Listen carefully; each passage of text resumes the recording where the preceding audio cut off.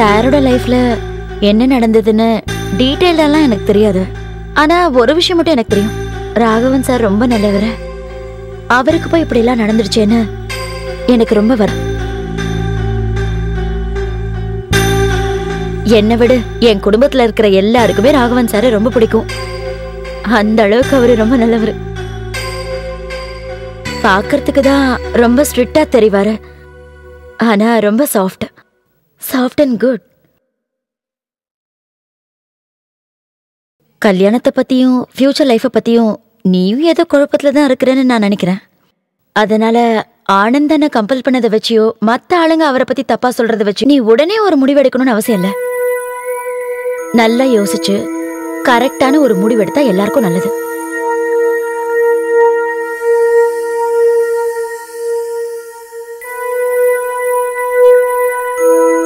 என்னம்மா எதுவுமே சொல்லாம வர? எந்த முடிவா இருந்தாலும் என்கிட்ட தைரியமா சொல்லாமே. எனக்கு என்ன சொல்றதுன்னே புரியல. திடீர்னு எப்படி முடிவெடுக்கிறது? வேண்டாம், ராகவன் உன்னோட பாஸ் ஆச்சேன்னு கவலைப்பட வேண்டாம். இது வாழ்க்கை பிரச்சனையாச்சே. நல்லா யோசிச்சு ஒரு முடிவெடு. அப்படிடா இந்த மாதிரிலாம் பேசுறானேன்னு என் மேல கோவப்படாத. என்ன உங்க 2 பேரையும் பார்த்ததும் என் மனசுல பட்டதை நான் சொன்னேன். நீ டென்ஷன் ஆகாதமா. எந்த முடிவு எடுக்கவும் உனக்கு சுதந்திரம் இருக்கு. உன்னோட முடிவு பாசிட்டிவா இருந்தாலும் நெகட்டிவா இருந்தாலும் தயவு செஞ்சு என்கிட்ட சொல்லிடு.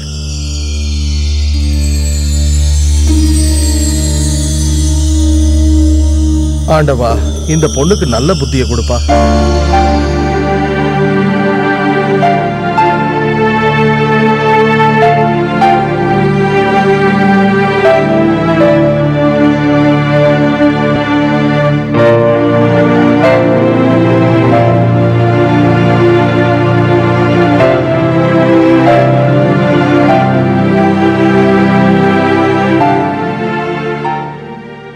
ஒரு முக்கியமான விஷயம் பேசத்தான் நான் உன்னை இங்க வர சொன்னேன். என்ன விஷயம் சொல்லுங்க. அது ஆபீஸ்ல ஆனந்தன் எனக்காக ஒரு சம்பந்தம் பார்த்திருக்காரு. எங்க இருந்து? எங்க ஆபீஸ்லயே வேலை பார்க்கிற ஒரு பொண்ணு, பேர் அஞ்சலி.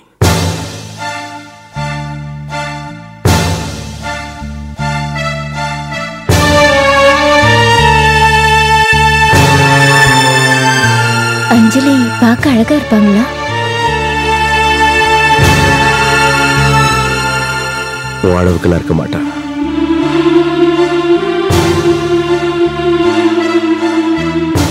என்ன எதுவும் பேச மாட்டேங்குது.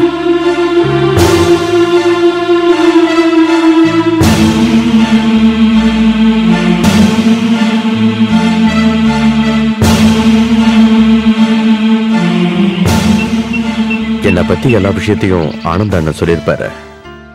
உனக்கு இன்னும் அதிகமா ஏதாவது தெரியணும்னா தைரியமா என்கிட்ட நீ கேட்கலாம்.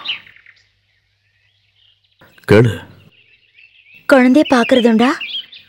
எப்போது சில நேரங்கள்ல ராத்திரியில என்னை பார்க்கறதுக்காக அவ தனியா வருவா, கனவுல.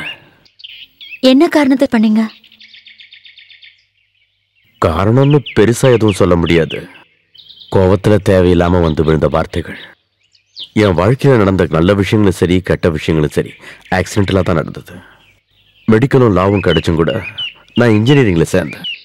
ஊட்டிக்கு தன்னோட ஃப்ரெண்ட்ஸோட ஜாலியா வெக்கேஷனுக்காக வந்த விஜயை நான் பார்த்ததும், அவங்க அப்பாவே எதிர்த்து நாங்க 2 பேரும் கல்யாணம் பண்ணிக்கிட்டதும், அதோட 4 வருஷம் ஒன்னா வாழ்ந்த நாங்க பண்ணிக்கிட்டது எல்லாமே ஆக்சிடென்டல் தான்.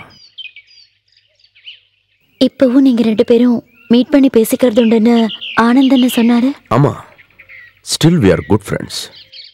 உன்னை பத்தியும் நம்ம ப்ரொபோசலை பத்தியும் நான் விஜய் கிட்ட சொல்லியிருக்கேன். இனி கல்யாணமே பண்ணிக்க கூடாதுங்கிற முடிவில் தான் இருந்தேன். ஆனா எங்க அம்மாவோட வற்புறுத்தல், அவங்க மனசை வருத்தப்பட வைக்க நான் விரும்பல. ஒருத்தர் மேல நாம அன்பு செலுத்துறதும் நம்ம மேல ஒருத்தர் அன்பு செலுத்துறதும் தானே பழக்கன்னு எல்லாரும் சொல்றேன்.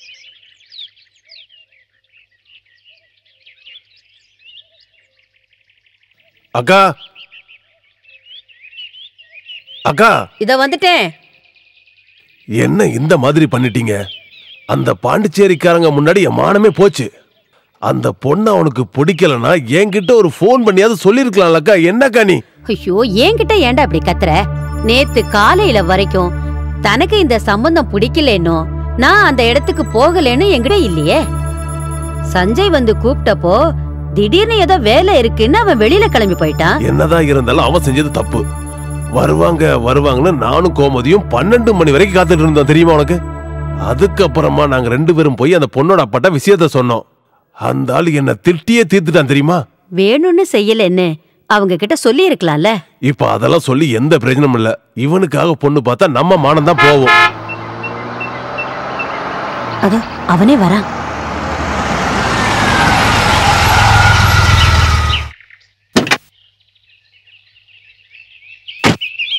இத பத்தி நீயே அவன்கிட்ட கேளு. என்ன மாமா வந்து ரொம்ப நேரம் ஆச்சா? இல்ல இப்பதான் வந்தா.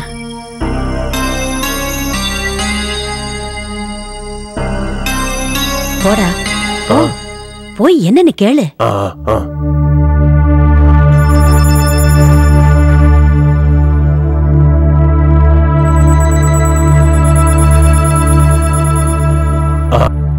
இங்க பாரு, நான் சொல்றத நல்லா கேட்டுக்க. உன்ன மாதிரி படிப்பு அறிவு என்கிட்ட இல்லனாலும் வாக்குக்கு முக்கியத்துவம் கொடுக்கறவன் நான் கொண்டு வந்த சம்பந்தம் உனக்கு பிடிக்கலனா வெளிப்படையா அதை என்கிட்ட சொல்லிருக்கலாம்ல. இப்படி எதுவும் பேசாம இருந்தா என்ன அர்த்தம்? சரி, நான் தெரியாம தான் கேக்குறேன். உன் மனசுல என்னதான் நினைச்சிட்டு இருக்க? இங்க எல்லாரையும் பார்த்தா உனக்கு பைத்தியம் மாதிரி தெரியுதா? பாம்பும் சாகல கம்பும் உடையலங்கிற மாதிரி இருக்கு நீ பண்ற காரியம். எதுவா இருந்தாலும் வாயை திறந்து. மாமா ப்ளீஸ், ஒன்னும் பேச வேண்டாம். எனக்கு தலைவர். உன் மனசுல என்ன இருக்குன்னு எனக்கு தெரிஞ்சு போச்சு. யாருகிட்ட எப்படி பேசினா அந்த விஷயம் முடிவுக்கு வரும்னு எனக்கு தெரியும்.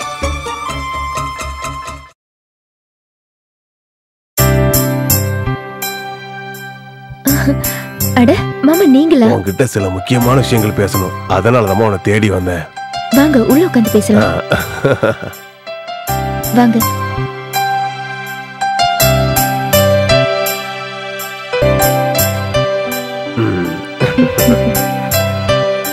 உங்களை பார்த்து ரொம்ப வருஷம் ஆயிடுச்சுல்ல? என்னம்மா சொல்றது, கண்ணை மூடி திறக்கிறதுக்குள்ள எல்லாம் நடந்து போச்சு. யாருக்குற சொல்லி என்ன ஆக போகுது? இப்ப நான் வந்தது உன்னை பார்த்து ஒரு முக்கியமான விஷயம் பேசுறதுக்காக. நீ என்ன தப்பா நினைச்சுக்காதம்மா. நீங்க என்ன சொல்ல வரீங்க மாமா? ராகவனுக்காக நான் 2-3 சம்பந்தம் கொண்டு வந்தேன். அவன் எதுக்குமே ஒத்துக்க மாட்டேங்கிறான். இப்போவும் நீங்க 2 பேரும் பாத்துக்கிறதாவும் பேசிக்கிறதாவும் நான் கேள்விப்பட்டேன். என்னைக்காவது ஒரு நாள் நாங்க பாத்துக்கிறது உண்மைதான். அதனாலதான் வேற யாரையும் பார்க்காம நேர ஒன்ன பார்க்க வந்தம்மா. நீ அவன்கிட்ட கொஞ்சம் சொல்லி புரிய வைக்கணும். எங்க அக்கா படுற கஷ்டத்தை என்னால பார்க்க முடியாம தான் நான் உன்னை பார்க்கவே வந்தம்மா. அம்மா தான் உங்களை இங்க அனுப்பி வச்சாங்களா மாமா? இல்ல, அக்கா எதுவுமே சொல்றதில்ல. யாரும் இல்லாத நேரம் பார்த்து அழுதுட்டு இருப்பாங்க. வயசான காலத்துல அவங்க என்ன பண்ணுவாங்க? கல்யாணத்தை பண்ணிக்கன்னு நீ அவங்கிட்ட சொல்லணுமா. உன் பேச்சு அவன் கேட்பாங்கிற நம்பிக்கை எனக்கு இருக்குமா. இந்த விஷயத்துல உன்னை தவிர யார் சொன்னாலும் அவன் கேட்க மாட்டான்பா. இன்னொரு முக்கியமான விஷயமும் உன்கிட்ட சொல்லணுமா. நீயும் ஒரு கல்யாணம் பண்ணிக்கமா. 3 வருஷம் ஆச்சுல. எவ்வளவு காலம்தான் நீயும் தனியா இருக்க போற? நடந்தது நடந்து போச்சு. இங்க பாருமா, நான் சொல்றத கேளு. ஒரு கெட்ட கனவை நினைச்சு எல்லாத்தையும் மறக்கிறதா நமக்கும் நம்மளை சுத்தி இருக்கிறவங்க எல்லாருக்கும் நல்லதுமா. இதெல்லாம் சொல்லிட்டு போறதுக்காகமா நான் வந்தேன். இது எல்லாத்தையும் என்னோட வேண்டுகோளா நீ எடுத்துக்கணும். வரட்டுமா?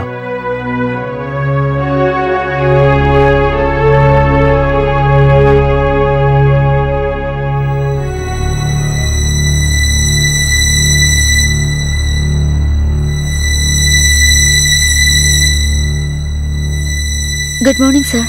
Good morning. என்ன இவ்வளவு சீக்கிரம்? நான் உங்ககிட்ட கொஞ்சம் பேசணும். Something very personal. எப்படி உங்ககிட்ட சொல்றதுன்னு எனக்கு தெரியல.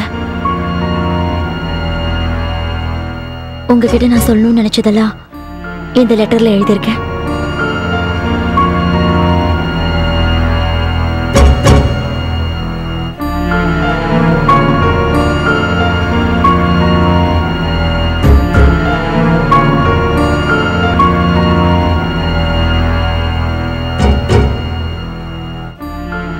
தாட்ஸா இருக்கு.